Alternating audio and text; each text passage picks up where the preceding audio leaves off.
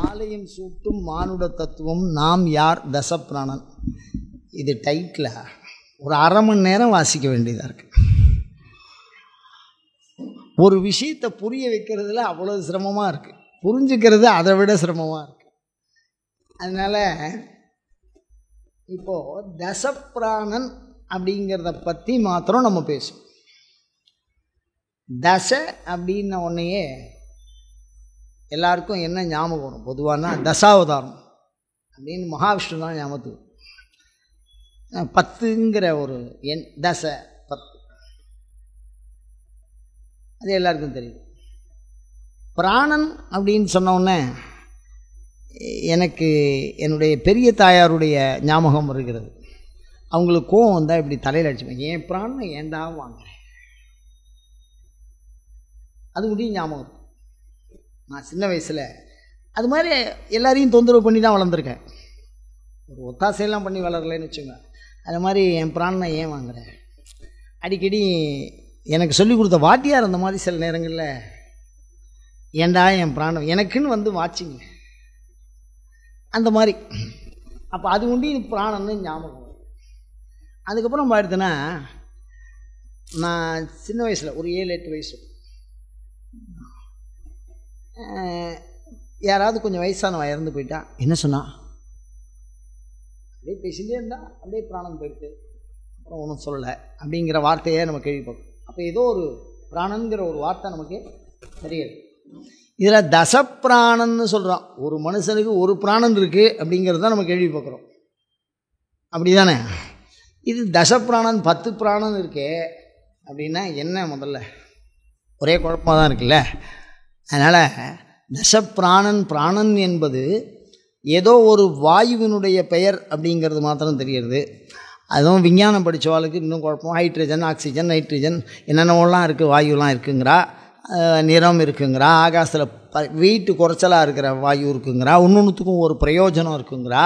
அந்த மாதிரி சொல்லும்போது தசப்பிராணன் அப்படின்னு சொல்லும்போது பிராணன் அப்படிங்கிற விஷயம் மாத்திரம் ஒன்று தான். என்ன சொல்லிக்கணும் அப்படின்னு நான் ஆசைப்படுறேன் அப்படின்னா, உடல் அப்படிங்கிறது வெறும் சடலம், செத்துப்போன ஒரு சடலம், அது எதுவுமே இயங்காது. உயிர் அப்படிங்கிறது எப்படி இருக்கும்னே தெரியாது, எந்த வழியாக போகிறது, எந்த வழியாக வெளில போகிறது, அதுக்கு ஒன்றும் ரொம்ப பிரமாணமாலாம் எதுவும் சொல்ல முடியல. ஆனால் இருக்குங்கிறது அனுபவத்தில் தான் உணர்றமே தவிர, அறிவினால் உணர்றதுமே தவிர, அது கருப்பாக இருக்கா சேப்பாக இருக்கா, வெளியில் போகும்போது அப்படியே வெடிச்சுன்னு போகிறதா அப்படின்லாம் ஒன்றும் தெரியல உயிர்ங்கிறது. அந்த உடலையும் இந்த உயிரையும் இணைக்கின்ற பசையாக இந்த பிராணன் இருக்கிறதுன்னு மாத்திரம் தெரியுது. அது எப்படி சொல்கிறீங்க அப்படின்னு கேட்டால், செத்தவனும் மூச்சு விட வரதில்லை, ஒரு காமெடி மாதிரி தோணுது உங்களுக்கு. என்ன நீங்கள் புதுசாக கண்டுபிடிப்பு, செத்தவெல்லாம் மூச்சு விடுறதில்லை, அப்படி தானே? அப்போ விஷயம் என்ன அப்படின்னா, பிராணன் அப்படிங்கிற காற்று வெளியிலே சென்று விட்டால் மற்ற எல்லாமே காலியாகிடுது. அப்போது பிராணனுக்கு ஏதோ ஒரு வாயு இருக்குது அப்படின்னு தெரியுது. அந்த ஒரு வாயுனா அப்போ மற்றதெல்லாம் என்ன அப்படின்னா, உதானஹா அப்படின்னா சாப்பிடும்போது பரிசேஷனம் பண்ணும்போது ஒரு மந்திரம் சொல்லுவான். பிராணாய ஸ்வஹா, அபானாய ஸ்வஹா, உதானாய ஸ்வஹா, சமானாய ஸ்வஹா, வியானாய ஸ்வஹா. கடகடன்னு சொல்கிறீங்க, நீங்கள் பேசுகிறதே புரியாது, இது சுத்தமாக புரியல அப்படிங்கிற மாதிரி ஒரு விஷயம். என்ன அப்படின்னா, இதெல்லாம் சாப்பிடும்போது சொல்கிறா. அப்படி சொல்லும்போது என்ன சொல்கிறா அப்படின்னா, இந்த பிராணனுக்காக இந்த ஆகுதியை நான் தருகிறேன் அப்படின்னு அவன் சொல்கிறான். அப்போ இதெல்லாம் உடம்புக்குள்ளே இருக்குன்னு அர்த்தம். இந்த 5மே உடம்புக்குள்ளே இருக்குது. அப்போ உடம்புக்குள்ளே இருந்தால் பிராணன் ஒரே வார்த்தையாக சொல்லியிருக்கலாமோ இல்லையோ, ஏக பிராணாய சோஹா, ஒரே வார்த்தை முடியும். இதுக்கு வேறு அதுக்கு வேறு அப்படின்னு சொன்னால் அப்போ வித்தியாசம் இருக்கணுமோ இல்லையோ. அப்போ பிராணாய சுவாகானா மூச்சு அப்படின்னு நான் புரிஞ்சுக்கிறேன் ஓரளவுக்கு. உதானாய சுவாகா ஓன்னு ஒரு ஏப்பம் விடுறோம், சரி மேலே வருது அதனால் சொல்கிறா. அபானாய சுவாகா ஏதோ பின் வழியாக காற்று பிரிகிறது அப்படின்னு சொல்கிறா, அதனால் அது அபானாய சுவாகா அப்படின்னு சொல்கிற மாதிரி ஒரு யோசனை வச்சு. வியானாய சுவாகா அப்படின்னா பரவி இருக்குதுன்னு அர்த்தம். இந்த நம்மளுடைய உடம்பில் இரத்த ஓட்டம் இருக்குது அப்படின்னா அது மேல் நோக்கி செல்லுகிறது. ஒரு டம்ளரில் தண்ணி ஊற்றினா எல்லா தண்ணியும் கீழே தான் வரதுக்கு முயற்சி பண்ணும், எந்த தண்ணியும் மேலே போகிறதுக்கு முயற்சி பண்ணாது. நெருப்பு ஒண்டி தான் தலைகீழே கவுத்து பிடிச்சாலும் மேலே போகும். அப்போ மேலே கொண்டு போகிறதுக்கு தான் மோட்ரு வச்சுருக்கா, கீழே கொண்டு வரதுக்கு யாரும் மோட்ரு வைக்கல. தான் எந்த அளவுக்கு உயரமாக இருக்கோ அந்தளவுக்கு வேகமாக ப்ரெஷராக தண்ணி வந்துடுது. அப்போ இந்த ரத்தம் வந்து எப்படி இறங்கிறதுங்கிறதுல ஆச்சரியம் இல்லை, எப்படி ஏறுறதுங்கிறதுல ஆச்சரியம் இருக்குது. அப்போ ஆச்சரியம் இருந்தால் அப்போ ஏதோ ஒரு காற்று அதை என்ன பண்ணுது, ஏதோ மேலே ஒரு விஷயத்தை பண்ணுது. அப்படி தியானம் அப்படிங்கிறது என்னென்னா ஒரு சமன்பாட்டில் வேற வைக்கிது. அந்த சமன்பாட்டில் இல்லைன்னா நம்மளை பற்றி யாராவது பேசிகிட்டு இருக்கா, என்ன ஆனது, அப்படியே இருந்தார் அப்படியே விழுந்துட்டார் அப்படின்பா, நம்ம பேச முடியாது எதுவும். அப்போ அந்த சமன்பாடுங்கிறது என்ன அப்படின்னா ஏதோ ஒரு வாயு நமக்குள்ளே என்ன இருந்து என்ன பண்ண இதை பேலன்ஸ் பண்ணுது. அதிகமாக துடித்தாலும் பிரச்சனைங்கிறான், குறைச்சலாக துடித்தாலும் பிரச்சனைங்கிறான். இது லோ ப்ரெஷருங்கிறான், அது ஹை ப்ரெஷருங்கிறான். ஏதோ ஒரு அளவு வச்சுருக்கா. அப்போ அதை அளவீடு செய்கிறது, சமன்பாடு செய்கிறது, சமன்பாடு. அப்போ சமானன். அப்போ அபானன், உதானன், சமானன், பிராணன், தியானன் அப்படின்னு 5 காற்று இருக்குது அப்படின்னா இதெல்லாம் நம்ம கேள்விப்பட்டிருக்கோம். ஓரளவுக்காக ஏதாவது சாப்பிடும்போது மந்திரம் கந்திரம் சொல்லும்போது இந்த ஐயர் மணி அடிக்கும்போது சாமிக்கு நைவேத்தியம் பண்ணும்போது சொல்லி பிராணாய சுவாஹா பானாய சுவாஹா வெளியிலேருந்து ஏதோ கேட்கும், பாதி கேட்கும் பாதி கேட்காதுன்னு வச்சுக்கோங்க. நம்மளும் கவனம் இல்லாமல் தான் இருப்போம். நான் யாரையும் தவறாக சொல்லலை, புரிய வைக்கிறதுக்கு முயற்சி பண்ணுறேன். மீண்டும் சொல்கிறேன், சில சொற்களையும் நாம் கேட்டிருப்போம், ஆனால் அது உள்ளே என்ன நுழைய மாட்டோம், அதுக்கு மேலே போக மாட்டோம். அதான் விஷயம். இப்போ அடுத்தது பார்த்தீங்கன்னா இதுக்கு வந்து பிராணன்னு பேர் வச்சுருக்கா. இது எல்லாத்துக்கும் ஒரு பொதுவான சக்தி பிராணன்னு பேர் வச்சுருக்கா. உதானன், சமானன், தியானன், அபானன், பிராணன் அப்படின்னா இந்த இடத்துல 5க்குமே சேர்த்து பிராணன்னு ஒரு பேர் வச்சுருக்கா. பொதுப்பெயர் அப்படின்னு சொல்லுவோம், சிறப்பு பெயர். மரம் அப்படின்னா பொதுப்பெயர். வேப்ப மரம்னா வேப்ப மரத்தை ஒண்டி தான் குடிக்கும். புளிய மரம்னா மற்ற மரங்களை நீக்கி புளிய மரத்தை ஒண்டி தான் குடிக்கும். அப்போ கரெக்டாக இந்த துப்பாக்கி வச்சுன்னு சொல்லுவா இல்லையோ, டார்கெட்டுன்னு சொல்லுவாள், வட்டம் வட்டமாக போட்டிருப்பா, அதில் நடுப்புற ஒரு கருப்பு, அதில் சென்ட்ரு பாயிண்டில் அடிக்கணும். நம்ம கிழக்கு சுட்டா மேற்கு சுடுவோம், அது வேறு விஷயம். இப்போ என்னென்னா அந்த மையம் என்ன மையம் சொல்கிறது அப்படின்னு அந்த மாதிரி 5 வாயுவுக்கும் 5 பேர் கொடுத்தாலும் வேறு வேறு பேர் இருந்தாலும் 5க்கும் பொது பேராக பிராணன்னு வச்சுருக்கா. அங்கே தான் சிக்கல். ஏன் 5க்கும் பொது பேராக பிராணன்னு வைக்கணும்? புளிய மரம், வேப்ப மரம் எதுவாக இருந்தாலும் ஒரே ஒரு பொது பண்பு இருக்குது. என்ன இருக்குன்னா எல்லாம் பூமியை தொலைச்சுன்னு கீழே வேற பிடிச்சி அறுத்துட்டா எல்லா மரமும் போயிடும், எல்லா மரமும் சிவலோக பிராப்தி அடைஞ்சிடும். எதை ஒன்றையும் எடுத்துட்டா, இந்த வேற எடுத்துட்டா, எல்லா மரமும் சூரியன்லேருந்து தான் தன்னுடைய சக்தியை என்ன பண்ணுது, பச்சையத்துக்கு எடுத்துக்கிறது. இதெல்லாம் பொது பண்பு. ஆனால் இது கொஞ்சம் கசக்கும், அது கொஞ்சம் இனிக்கும், அது கொஞ்சம் புளிக்கும். அப்படி தானே? பிரதிஷ்டா விதியில் சொல்லும்போது ஒரு இடத்துல கோயிலை கட்டணும்னா ஷட்ரசத்துக்கும் உண்டான மரத்தை வந்து அங்கே நடுங்கிறான். புளிய மரம், மாமரம், கரும்பு, ஏதோ வஸ்துலாம் சொல்கிறான். இனிப்பாக இருக்கிறது, காரமாக இருக்கிறது, புளிப்பாக இருக்கிறதுலாம் நடணுமா. அது நல்லபடியாக வந்தது அப்படின்னா அந்த இடத்துல கோயில் சேமமாக இருக்கும்னு சொல்கிறான். பரீட்சை, பூ பரீட்சை அந்த மாதிரி. இப்போ அடுத்தது நம்ம என்ன சிந்திக்க போகிறோம் அப்படின்னா இதுக்கெல்லாம் பொதுவாக பிராணன்னு ஒரு பேர் கொடுத்துருக்கோம். எல்லாம் மரப்பண்பு பொதுவான பண்பு, சிறப்பு பண்பு தனியாக இருக்குது. அந்த பொது பண்புங்கிறது பிராணன்னு பேர் கொடுத்துருக்கான். அதுக்கு அடுத்தது பார்த்துருங்க, உபபஞ்ச பிராணன்னு சொல்கிறான். அது பஞ்சப்பிராணன்னு பேரான், இது வந்து உபபஞ்ச பிராணன்னு பேரான். அது என்ன, தனஞ்சய, அதுக்கு பேர் தனஞ்சயன்னு பேர். இது மகாபாரதத்தில் ஒரு முக்கியமான கதாபாத்திரத்தோட பேர் மாதிரி நமக்கு தெரியறது, தனஞ்சயன். தேவதத்த, என்னது அந்த மாதிரி ஒரு 5 பேர். கிரிக்கரை இல்லை, கிரிக்கரை. தமிழில் எழுதும்போது கிரிக்கரைன்னு எழுதி எனக்கு பொருள் புரியாத போய் கிரிக்கரை, அந்த மாதிரி உபப்பிராண தேவதை. இப்போ நம்ம தமிழ் எழுதும்போது ரொம்ப ஜாக்கிரதையாக எழுத வேண்டியதாக இருக்குது. இதையும் சேர்த்து இருந்தால் அது வேறு பொருளை தரக்கூடியதாக என்னவா இருக்குது. நான் என்ன சொல்கிறேன், டிரான்ஸ்லிட்ரேஷன் வேறு, டிரான்ஸ்லேஷன் வேறு. அதில் நிறைய பிரச்சனை இருக்குது பொருளை புரிஞ்சுக்கிறதுக்கு. அதனால் இப்போ அவர் சொல்கிற மாதிரி கிருக்கரை அப்படின்னா செயலாக்கக்கூடியதுன்னு அர்த்தம். கிருக்கரணேன்னு தான் கிருக்கரை. தேவதத்த இறைவனின் பொருட்டு கொடுக்கப்பட்டதுன்னு அர்த்தம். தத்தம்னா கொடுக்கறது, தேவதத்த. தனஞ்சய அப்படின்னா, தனம்னா என்ன அப்படின்னா சாதாரணமாக நினைக்கிறோம் தனஞ்சயன். தனம் அக்னிர், தனம் வாயு, தனமிந்திரோ, தனம் பசுகு, வருணம் தனமஸ்னுதே அப்படின்னா. இப்போ தனம் அக்னிர், அக்னினா எந்த வாயு சொல்லலாம், வெளியில் இருக்கிற நெருப்பை சொல்கிறானா உள்ளே இருக்கிற நெருப்பை சொல்கிறானா, நம்ம உடம்புல இருக்கிற நெருப்பு. அதனால தான் அபிராமபட்டர் ரொம்ப தெளிவாக வடமொழி சொல்ல தமிழ் மொழி சொல்லாக பயன்படுத்துகிறார். தனம் தரும் கல்வி தரும். அவர் தமிழ் தெரியாதவர் தான். கரி உரி போர்த்த செஞ்சேவகன், கிருத்திவாசனுக்கு டிரான்ஸ்லேட்டேஷன். கரி யானை, உரி தோல், போர்த்த மேலே போத்தின்னு இருக்க, செஞ்சேவகன் கிருத்திவாஸ் கிருத்திம் வசான ஆச்சர பினாகம் விப்ரதாகி அப்படியே போடுறது தானே. அபிராமி அந்தாதி டிரான்ஸ்லேஷன் பண்ண வேண்டியது தானே. சில விஷயம்லாம் பண்ணாமல் அப்படியே வச்சுருக்காரு. அதுக்குள்ளே ஏதோ ரகசியம் இருக்குது. அது என்னங்கிறது நமக்கு புரியல. அவர் சொல்ல முயற்சி பண்ணியிருக்கார், நாம் புரிஞ்சுக்கணும், அவ்வளோதான் விஷயம். அதனால் நான் மொழிக்குள்ளே போல திருப்பி திருப்பி உங்கள் பாதார விந்தங்களை திருப்பி திருப்பி கேட்டுக்கிறேன். என்னுடைய விஷயம் தசப்பிராணனை விளக்கிறதுக்கு நான் முயற்சி பண்ணுறேன். வேறு எந்த உள்ளீடும் இதுக்குள்ளே இல்லை. அதனால் உங்கள் பாதார விந்தங்களை மீண்டும் மீண்டும் பணிந்து கேட்டுக்கொள்கிறேன். வேறு திசையில் கவனம் செலுத்த வேண்டாம், வேறு திசையில் புரிஞ்சிக்க வேண்டாம். இப்போ அடுத்தது பாருங்கள். அது மாதிரி இருக்கிற தேவதத்தை தனஞ்சய கூர்ம அப்படின்னு ஒரு 5 வாயுவோட பேரை சொல்கிறான்.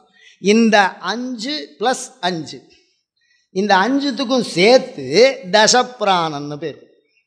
முதல்ல மகாபிராணன்னு கொடுத்தான், இந்த அல்ப பிராணன்னு சொல்லுவோம். இது என்னது? அல்ப பிராணம், இல்லை உபபஞ்ச பிராணம் அப்படின்னு சொல்லுவோம். ஒவ்வொருத்தரும் ஒவ்வொரு மாதிரி கலை சொல்ல பயன்படுத்துகிறான். ஆக மொத்தம் பிராணன் என்பது 10 விதமாக இருக்கிறது.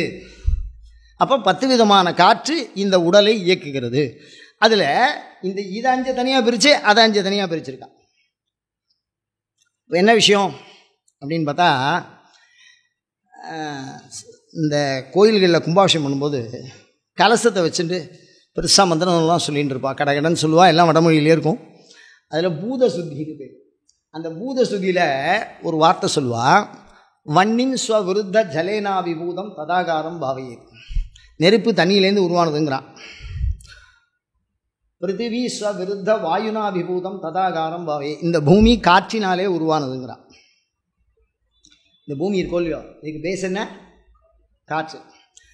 லோகத்தில் ஒத்துக்கிற மாதிரி இருக்கா? கொஞ்சம் கஷ்டமாக தான் இருக்கு. இந்த வைரம், நம்ம டி நகரில் இருக்கோம், நிறையா ஜுவல்லர்ஸ். வைரத்தால் தான் இருக்கணும்பா, வேறு எதுக்கும் அறுபடாது. இந்த வைரம் என்னன்னு நினைக்கிறீங்க?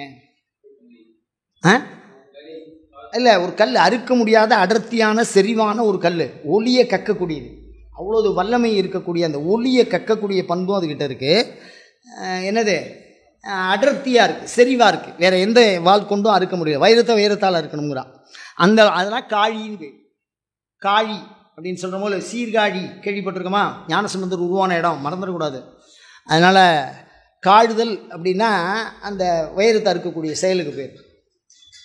அது எவ்வளோ முக்கியமான விஷயம் பாருங்க அது உள்ள. இப்போ என்ன அப்படின்னா, இப்போ அடர்த்தியான அந்த பொருள் எதுலேருந்து வந்தது அப்படின்னா, என்னவோ பல வருஷத்துக்கு முன்னாடி, லட்சம் வருஷத்துக்கு முன்னாடி மரம் இருந்ததுதான். அது ஏதோ ஒரு காரணத்தினால திருப்பி அழியறதான். அது பூமிக்கு கீழே போய்டுறதான். அது பல வருஷம் உள்ளேயே இருக்கான். அது கரியாக இருந்தான். அந்த கறி பல வருஷம் அப்படியே இருக்கான். கறி எப்படி இருக்கும்னு நமக்குலாம் தெரியும். என்ன கண்ணங்கரேன்னு இருக்கும். அதுக்கெல்லாம் நான் வேக்கான சொல்லணும்னு அவசியம் இல்லை. ஆனால் அது பல ஆயிரக்கணக்கான வருஷம் இருந்து அதுவே வைரமாகுதுங்கிறான். கறி தான் ஒளியை கக்குது. கறி எங்கேயா ஒளியை கக்குமா? உலகியல்ல விஞ்ஞானம் ஒற்றுக்கொள்ளுகிற உண்மை. ஒளியை கக்குது வைரம். ஆனால் அந்த கறி தான் இதுங்கிறான். அப்போ அதை என்ன பண்ணி பார்க்குறான்? அதை மேக்சிமம் வெப்பப்படுத்தி கார்பன் ஒரு வாயுவாக அது என்ன மாறிடுது? மாறிடுது. அப்படி தானே? உலகியலில் ஒரு உதாரணம் சொல்கிறேன். ஒரு 10 நிமிஷத்தில் கொடுத்துட்றான். கொஞ்ச நாள் இருங்கோ, உள்ளே வைப்பான், ஒரு மிஷினை தட்டுவான், எல்லாம் காட்டாக போய்டும். இங்கே மேலே போகும். ஒன்றே தெரியும். என்ன தெரியும்? காற்று உண்டியும் தெரியும். நான் வேறு எதையும் சொல்ல, தயவு பண்ணி உங்கள் பாதார விந்தங்களை திருப்பி கேட்டுக்கிறேன். அப்போ இந்த உடம்பு பிருத்திவியினுடைய அம்சம் அப்படியே என்னவா போகுது? காத்தா போயிடுது. அப்போ இது பிருத்திவியிலேருந்து தோன்றினதுன்னு ஒத்துக்கலாமா? அப்போ பிருத்திவிக்கும் வாயுக்கும் என்ன வித்தியாசம்னா, செறிவுதான் வித்தியாசம். ரொம்ப அடர்த்தியாக இருந்தால் அப்படியே விரிஞ்சுட்டே போனால் காற்று. அந்த செறிவில் தான் ஏதோ ஒரு ரகசியம் இருக்குது. பனி கட்டி இருக்குது சார், அதை கையில் கட்டியாக தூக்கின்னு போயிடலாம். தூக்கலாமா? தூக்க முடியாதா? அது உருகினா தண்ணியை தூக்க முடியாது, அதுக்கு பாத்திரம் வேணும். அது திரவ நிலையில் இருக்குது. அதையே கொதிக்க வச்சா எச்சிட்டு ஓங்குறான், வாயுவாக போயிடுது. அப்போ திரவநிலை வாயு நிலை அப்படிங்கிற நிலையெல்லாம் இருக்குல்ல, ஒரே பொருள். அந்த மாதிரி நம்ம உடம்பில் இந்த 10 வாயுக்கள் தான் இருக்குது. அந்த வாயு தான் இந்த உடம்பை என்ன பண்ணுது, இயக்குது. இந்த சக்கையை, உடல் சக்கையை இயக்குது. சரி, அப்புறம் அதையும் 5ஆக பிரித்தா இதையும் 5ஆக பிரித்தான்னா ஒன்று கிரியாசக்தி, ஒன்று ஞானசக்தி. என்னது இது? கொஞ்சம் வேகமாக தட்டலாம். நீங்கள் உங்கள் எல்லாருக்கும் புரியுதா புரியல பயந்து சொல்ல வேண்டியதாக இருக்குண்ணா. இது வெளிச்சம் வேறு வேகமாக தாக்குதா, அதனால் முகம் வேறு தெரில, பார்த்து சொல்ல வேண்டியதாக இருக்குது. அப்போ விஷயம் என்ன அப்படின்னா, கிரியாசக்திங்கிறது என்ன, ஞானசக்திங்கிறது என்ன, அதை புரிஞ்சுக்கணும் இல்லையோ. இப்போ கண்ணினாலே பார்க்கின்ற காட்சி இருக்குல்ல, மூக்கினாலே நுகருகிற வாசனை இருக்குல்ல, நாக்கினாலே ருசிக்கிற ருசி இருக்குல்ல, மெய்யினாலே தீண்டப்படுகிற சூடு, குளிர்ச்சி, ஒரு கரகரப்பான ஒரு மென்மையான பண்பு இருக்கு. இது எல்லாத்தையும் நமக்கு ஞான சக்தியாக உணர்த்துறது இந்த மகாபஞ்ச பிராணன். அந்த பிராணன் வெளியில் போயிடுதுன்னா எதுவுமே உணர்த்த முடியாது. கண்ணில் காட்சி வராது, காதில் கேட்காது. நெய் தின்னா ஒன்றுமே இல்லை, ஊசி எடுத்து குத்தினா ஒன்றுமே இல்லை, நம்ம சிவனேன்னு இருப்பான். இந்த காற்று உண்டியும் போயிடுத்துன்னா என்ன பண்ணுவான், குத்துமே யாரையோ குத்தினா மாதிரி இருப்பான். அப்போ எல்லா விஷயமும் என்னது, இந்த 5ம் ஞானமயமாக இருக்கிறது. அதே மாதிரி பார்த்தீங்கன்னா அதுக்கு அடுத்தது பார்த்தீங்கன்னா கிரியாமயம்னா என்ன அப்படின்னா, இந்த உடலை செயலாக்குவது. நான் இப்போ கையை ஆட்டி பேசுகிறேன் பாருங்க, அந்த காற்று மேலேயும் கீழேயும் போயிட்டு வரும்போ அது பேலன்ஸ் இல்லைன்னா நம்ம இப்போ கையெல்லாம் ஆட்ட முடியாது. நம்மளை பார்த்து அவள் ஆட்டிடுவாள், சரி ஐயா ஓகே அப்படின்ட்டுவா. அந்த வாயு உண்டே வெளியில் போயிடுதுன்னா வேறு எதுவுமே செயல்படாது. அவ்வளோதான் விஷயம். அப்போ செயல்படுவது என்பது வேறு, சிந்தனை செய்கிற அறிவு என்பது வேறு. அப்படி தானே? இந்த செயலும் சிந்தனையும் சேர்ந்தால், நல்லா புரிஞ்சுக்கணும், செயலும் சிந்தனையும் சேர்ந்தால் உணர்வுங்கிறது தானாக வரும். நல்ல நம்ம உடம்பு தான் அது, அதை பற்றி தான் பேசிக்கிட்டு இருக்கோம். இந்த உடம்பை சரியாக புரிஞ்சுட்டோம்னா இது உள்ளே போய்டுவோம். நம்ம செயல்படுவது வேறு, சிந்திப்பது வேறு. சிந்திப்பதுக்கு 5 பிராணம், செயல்படுவதற்கு 5 பிராணம். இந்த ரெண்டும் ஜாயிண்டானா ஒரு உணர்வுன்னு ஒன்று உருவாகுது பாருங்க. அடிக்கடி என்னை கேட்டிருக்காங்க, உனக்கு ஏதாவது சூடு சொன்னெல்லாம் இருக்காடா அப்படின்னு. ஏதாவது கோவத்தில் கேட்குறது உண்டு, நம்மளும் அப்படி தப்பு செய்கிறது உண்டுன்னு வச்சுங்க. அப்போ அந்த இடத்துல என்னென்னா சூடு சொரணை, அவன் எப்படி கேட்குறான் பாருங்க, சூடு சொரணை. சூடு போயிடுதுன்னா பணம் ஜில்லுன்னு இருக்கும், பார்த்துருக்கீங்களா? சூடு போயிட்டுனா ஜில்லாயிடும். அப்போ சொரணைங்கிறது எல்லாரும் மேலே விழுந்து அழுதுப்பான், சிவனையும் இருக்கும். அப்படி தானே? அப்போ சூடு சொரணை இது ரெண்டுத்தையும் சேர்க்கிற இடம் இருக்கு பாருங்க, இந்த பஞ்சபூதம். இந்த பஞ்சமும் அதுவும் சேர்ந்துருத்தோம்னா நமக்கு எல்லாம் வந்துடும். இதை உருவாக்கின ஆள் யார் தெரியுமா? நம்ம பரமேஸ்வரன் தான். அதுதான் யாக்கையை உருவாக்குறாரு. அப்படி சாத்து உடரும் குருதியும் தோயும் குரம்பை மிக அழகாக உற்பத்தி பண்ணுறான் அந்த கூட்டை.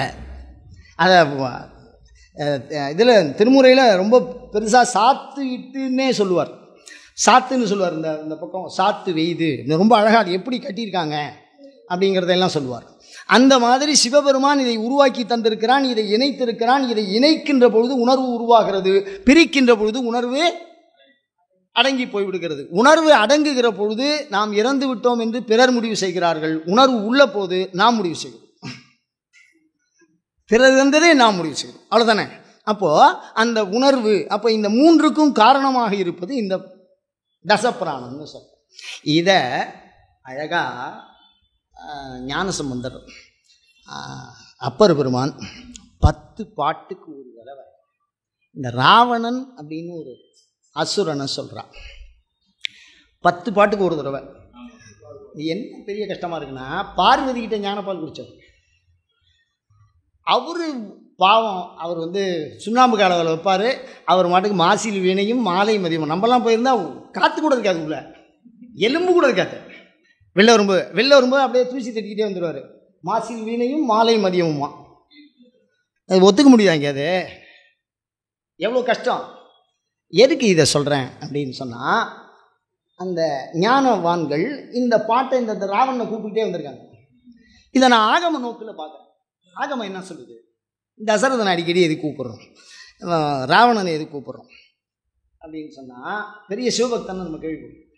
அதில் முக்கியமாக இந்த துர்கை அப்படிங்கிற ஒரு சாமிக்கு என்ன அடையாளம்? பிள்ளையாருக்கு அடையாளம் தெரியும் உங்களுக்கெல்லாம். பிள்ளையாருக்கு என்ன அடையாளம்? யானை தலை. தலைமையில் அடையாளம். அப்படி இருந்தால் பிள்ளையாருன்னு முடிவு பண்ணிடுவோம். அப்படி தானே? பிற சமயத்தவராக இருந்தாலும் நம்ம அடையாளமாக சொல்லுவோம், யானை தலை இருக்கு பிள்ளையார்னு. அது மாதிரி துர்க்கைக்கு அடையாளம் காலில் எருமை இருக்கும். அப்படி தானே? அந்த மாதிரி சிவத்துக்கு அடையாளம் கைலாசங்கிற சொல்கிறதுக்கு அடையாளம் அந்த நெறி உடைய அந்த தோலை உடையவன் தூக்கினானோ மேலே கைலாசம். யார் தூக்கினா? ராவணன். அப்போ கைலாசங்கிற மலையை ஞாபகப்படுத்துறதுக்கு யார் வேணும்? ராவணன் வேணும். நல்லா கவனிச்சுங்க. அப்போ இந்த கைலாச மலையில் இருக்கக்கூடிய மேலே பார்வதியும் பரமேஸ்வரனும் அவள் 2 பேரும் ஊடலில் இருக்காரா. ஊடலும் ஊடல் நிமித்தமும், பிரிதலும் பிரிதல் நிமித்தமும், கூடலும் கூடல் நிமித்தமும். தமிழ் ஒழுக்கம் திணை மிகப்பெரிய விஷயம். ஊடலை வச்சு ஒரு கருத்து சொல்கிறான் பாருங்க. பார்வதியும் பரமேஸ்வரனும் சண்டையில் இருக்கா, ஊடல் இருக்கா. அந்த அம்மா அப்படி திரும்பி உட்காந்துருக்கு. இவர் உலுக்கில அந்த அம்மா டக்குன்னு போய் யாரை பிடிச்சிருச்சு? பரமேஸ்வரனை பிடிச்சி. சிவனும் சக்தியும் பிரிஞ்சு இருக்கு. அந்த பிரிஞ்சிருந்தா வேலைக்கு ஒன்றும் ஆகுது. சேர்ந்திருந்தாதான் சீச்சக்கரம், சேர்ந்திருந்தாதான் பிரயோகம், பிரிஞ்சிருந்தா ஒன்றும் வேலைக்காகாது. அப்படி ஊடல் இருக்கிற சமயத்தில் அந்த ஊடலில் இருந்தால் நம்மலாம் ஞானமற்று இருக்கிறோம்னு அர்த்தம். அவள் கூடலில் இருந்தால் நான் ஞானத்தோடு இருக்கேன்னு அர்த்தம். அப்படி புரிஞ்சுக்கணும். உடனே ஒரு தாழ்வான எண்ணத்துக்கு நம்ம போயிடக்கூடாது. நான் திருப்பி உங்கள் பாதார விந்தங்களை திருப்பி கேட்குறேன். நான் சிற்ப நோக்கில் இந்த விஷயத்தை பேசுகிறேன். அப்படியோ வரும்போது என்ன ஆகுது அப்படின்னா, அப்படி பிரிஞ்சு போன 2 பேர் இவன் தூக்கினோன்னா அவன் என்ன பண்ணிட்டா? பயந்து போய் இவன் உட்காந்துருக்கிற கைலாசே எவனோ தூக்குறான் போலன்னு கட்டின்ட்டான். அந்த ஊடலை தீர்த்த புண்ணியம் யாருக்கு? ராவணனுக்கு. அவன் என்ன எதிரின்னு நினச்சி தூக்கினானா? இல்லை பரமசிவன்ட்ட நான் பெரிய ஆளுன்னு சொன்னானா? எதுக்கு தூக்கினான்? அவன் அம்மா சிவபூஜை பண்ணுவான். அவனை மாதிரி ஒரு அம்மா பற்று உடையவன் யாருமே இல்லை. இந்த செவி வழி செய்திகளெல்லாம் மறந்துடக்கூடாது யாரும். எங்கள் அம்மாவுக்கு இந்த மலையை தூக்கின்னு போய் அப்படியே கைலாசத்தையே நான் அவளுக்கு இங்கே வச்சு கொடுத்துட்டேன்னா அவளை மாதிரி சந்தோஷப்படுறவ யாருமே இருக்க மாட்டேன். மாயை தான் ஞானத்தை விரும்பும். அப்படியே பேத்து எடுக்கிறதுக்கு முயற்சி பண்ணுறான் அன்பினால். அது பேர் என்ன? அன்பினால் எடுக்கிறதுக்கு முயற்சி பண்ணுறான். அந்த தொன்மத்தை நீங்கள் மறந்துடக்கூடாது. அந்த குறிப்பை 2 பேரும் வைக்கிறான். யார் 2 பேரும்? அப்பர் பெருமானும் வைக்கிறாரு, ஞானசம்பந்த பெருமானும் வைக்கிறார். அப்போ இந்த இடத்துல சிற்ப சாஸ்திரத்தில் போய் ஒரு சின்ன வித்தியாசமாக இருந்தாலும் ஒத்துக்க மாட்டார். நடராஜனும் சிவம், தியாகராஜரும் சிவம், சந்திரசேகரும் சிவம், பைரவரும் சிவம், புரியல, நீலகண்டரும் சிவம், அகோராஸ்திரமும் சிவம், பிரதோஷ நாயனார் சிவம், எது சிவம் அதெல்லாம் ஒத்துக்க மாட்டான். இது பைரவர், இது துணி இல்லாமல் இருக்கும், பக்கத்தில் நாய் இருக்கும், அப்படி இது பெரிய இது பிக்ஷாடன இது வேறு. நீங்கள் அந்த விஷயத்தை இதில் கொண்டு வந்து சேர்க்கக்கூடாது. இதுக்கு வேறு மூலமந்திரம், வேறு பிரயோகம், வேறு வழிபாடு, வேறு காலம், எல்லாமே வேறு. அப்படி பிரித்து பார்க்கும் சிற்பம். அப்படி பிரித்து பார்க்கிற சிற்ப சாஸ்திரம் என்ன சொல்லுது? கைலாசம்னா என்ன? கீழே ராவணனை போட்டு மேலே மலையை போட்டு அதுக்கு மேலே பார்வதியும் பரமேஸ்வரியும் சேர்த்து போடுறாங்கிறான். இந்த விஷயத்தை சரியாக ஒரே ஒரு இடத்துல ராஜராஜ சோழன் சொல்லியிருக்கான் பாருங்க. அவன்லாம் இன்னும் சாகவே இல்லைங்க. ராஜராஜ சோழன் அந்த கோயிலில் உயிரோடு இருக்கான். நீங்கள்லாம் போனீங்கன்னா பார்க்கலாம். அங்கே உட்கார்ந்து தியானம் பண்ணால் அவனை மாதிரி சிவபக்தனே கிடையாது. இந்த கைலாய காட்சி அங்கே போட்டிருக்கான். எங்கே பிருகதீஸ்வரர் கோயிலில் ஃப்ரண்ட்டில் இருக்கும் இந்த கைலாச காட்சி இருக்கும். இந்த மலை, பார்வதி பரமேஸ்வரன், ராவணன் தூக்குறது, மேலே இருக்கிறவன் அத்தனை பேரும் இருக்காங்க. அப்போ கைலாசநாதர் அப்படிங்கிறது சிற்ப சாஸ்திரம் எப்படி சொல்லுது? இந்த ராவணனை தூக்கினான்னு சொல்கிறது. இப்போ இன்னும் கொஞ்சம் சிந்திப்போம். உங்களோட டைம் கொஞ்சம் அதிகமாகுதுன்னு நினைக்கிறேன். ஒரு 2 நிமிஷம் முடிச்சிடும். என்னென்னா, மலைங்கிறது அசையாத நிற்கிற பொருள். ஆச்சலம் செல்லுவதில்லை, அசைகிறதில்லை. ஆனால் இது அதை என்ன பண்ணுது? ராவணன் என்ன பண்ணுறான்? அசைக்கிறான். அப்படி அசைக்கிறதுனா அடறன்னு சொல்லுவார். அவனை அழிக்கணும்னு நினச்சிருந்தா கீழே வச்சு கொண்டு இருப்பார். நல்லா கவனிச்சுக்கணும். பரமேஸ்வரன் காலை ஒன்றி என்ன பண்ணுறானா? ஊனறானா. அதுவும் ஒரு விரலை குழந்தைக்கு பாதிக்கக்கூடாதுன்னு அம்மா மிரட்டுவோம். அடிக்க போகிறாமா இருக்கும், ஆனால் அடிக்க மாட்டான். அடியார் மெல்லடியார். என்னது? அடியார் மெல்லடியார். அதுதான் பண்ற. யாராவது குழந்தை அடிப்பாளா? மெல்லடியார், தாமரையை போன்ற பஞ்சஞ்சு மெல்லடியார். எவ்வளோ அழகு பாருங்க, அம்பாளுடைய கருணை. அந்த மாதிரி அந்த கைலாசத்தை இப்படி அசைக்கிறான். அப்படி அசைக்கிறதுங்கிறதுக்கு 10 தலை ராவணன்னு பேர் வச்சு. அந்த 10 தலையும் இந்த 10 பிராணம் தான். இந்த 10 தலை அசைஞ்சதுன்னா அந்த கைலாசத்தில் இருக்கிற சிவம் அசையும். புரிஞ்சுக்கணும். அந்த பிராணனுடைய அடையாளம் தான் இந்த ராவணன்கிறவன். அவன் சிவத்தோட சேரணும், சிவத்தோட சேரணும். அவனுக்கு தேர் ஓட்டணும் யார் தெரியுமா? துர்கை. சாதாரண ஆளா? பார்வதியனுடைய அம்சம். இதெல்லாம் செவி வழி செய்தின்னு தள்ள முடியாது யாரும். அப்படியே நரம்பெல்லாம் உருக்குற மாதிரி இருக்கும் சில தகவல்லாம். என்ன விஷயம் அப்படின்னா, அவன் சொல்கிறா ராமன் அம்பு விடுறான். இது ஒரு செவி வழி தகவல்.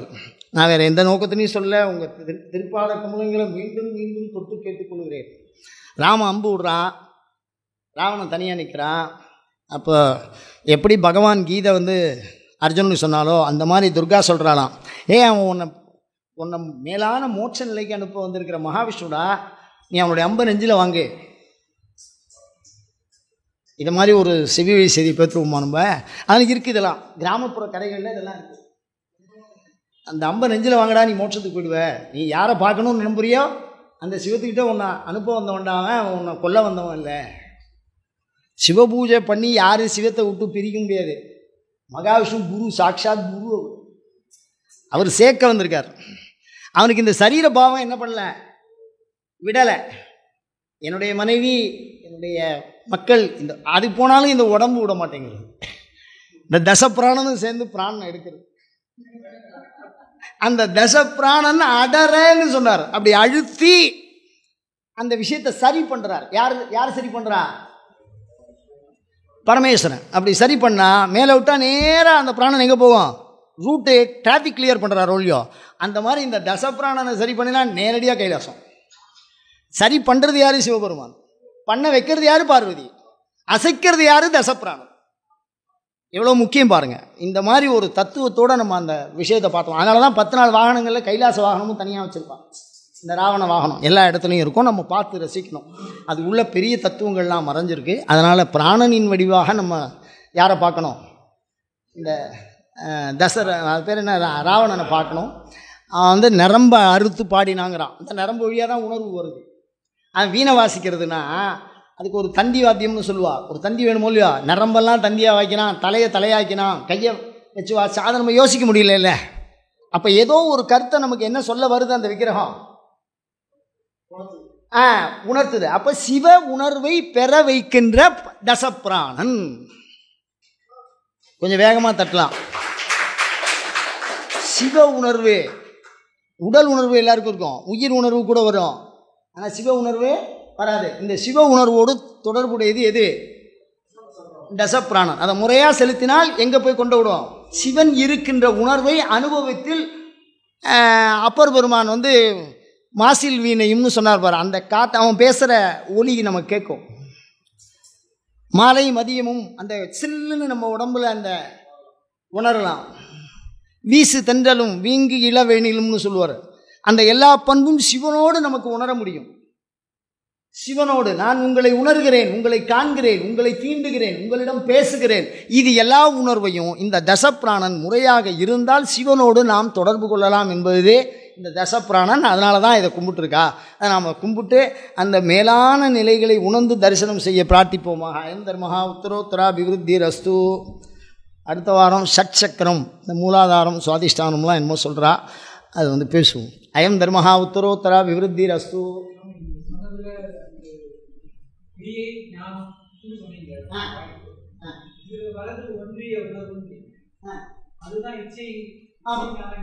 ஆமாம், ஒன்று ஞானம் கிரியை. இந்த ஞானமும் கிரியையும் இச்சையை குறித்து தான் செயல்படும். நல்லா ஞாபகம் வச்சுங்க. எனக்கு காப்பி மேலே பயங்கரமான ஆசை. அது இச்சை. அந்த காப்பியை யார் கொண்டு போட்டு கொடுக்கறதுங்கிறது ஒரு விஷயம். அதை எந்த இடத்துக்கு போனால் நம்ம வாங்கி குடிக்கலாம். ஒரு ஹோட்டலுக்கு போகிறோன்னு வச்சுங்க, அங்கே போய் செலவு பண்ணி இந்த இடத்துல போய் இதை இல்லைன்னா நம்ம போட சொல்லணும்னா பால் கொடுத்து டிகாஷன் கொடுத்து அந்த விஷயம் அது ஞானம். அது செயல்படும். இது சேர்ந்தால் தான் அனுபவம் வரும். அப்போ இச்சையை சார்ந்து தான் ஞானம் வேலை செய்யும். அப்படி தானே? நான் சாப்பிட்ணுன்னு நினச்சி யாரும் ஆஸ்பத்திரிக்கு போகிறதில்ல. சாப்பிட்ணுன்னு நினச்சா எங்கே போகிறான்? படிக்கணும்னு நினச்சி யாரும் போர்க்களத்துக்கு போகிறதில்ல. ஏன்? அந்த பிளான் போட்டு கொடுக்கும். அதுவே படிக்கணும்னா பள்ளிக்கூடம் தான் போகணும். அப்போ முதல இச்சை, அந்த இச்சைக்கு என்னது? ஞானம். அந்த ஞானம் தான் அந்த இச்சா, இச்சா ஞானம், இச்சா ஞான கிரியா. இது மூணும் ஒரே நேர்கோடு. இச்சா, இச்சா ஞானம், இச்சா ஞான கிரியா மூணு சேரும்போது தான் சிவானுபூதிங்கிறது சுவானுபூதியாக வரும். அயம் தர்மஹா உத்தரோத்தராபிவிருத்திரஸ்து.